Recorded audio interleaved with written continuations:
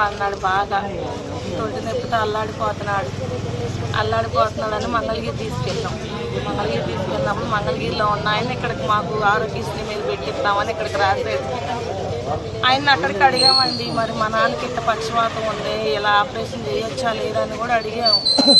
ఏం కాదమ్మా ఆయన ఇక్కడికి పంపించారు. ఇక్కడ పంపించినాక అప్రూవల్ అయిద్దమ్మా సర్జరీ చేద్దామన్నారు. ఏం సార్ మరి ఇలా మా నాన్నకి పక్షవాతం ఉంది, స్ట్రోక్ మనిషి, ఆపరేషన్ చేస్తే ఏదన్నా ప్రమాదం ఉందా అని కూడా అడిగాను సార్ మేము. ఏం ప్రమాదం కాదమ్మా అన్నారు. ఏం ప్రమాదం లేదమ్మా అన్నారు. ప్రమాదం లేదన్నారు. ఆపరేషన్ చేశారనే సంగతి కూడా మాకు తెలియదు. లోపలికి తెలిసిన ఎవరో చెప్తే మేము వెళ్ళాం పైకి.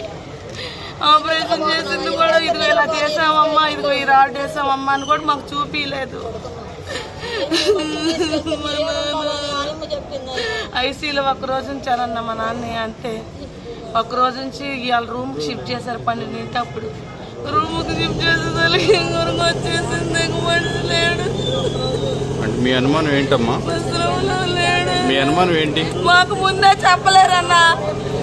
అమ్మ వల్ల కాదంటే మా నాన్న మేము ఎంతో కొట్టి బతికించుకునే వాళ్ళం అన్న. ఎందువల్ల చనిపోయారంట?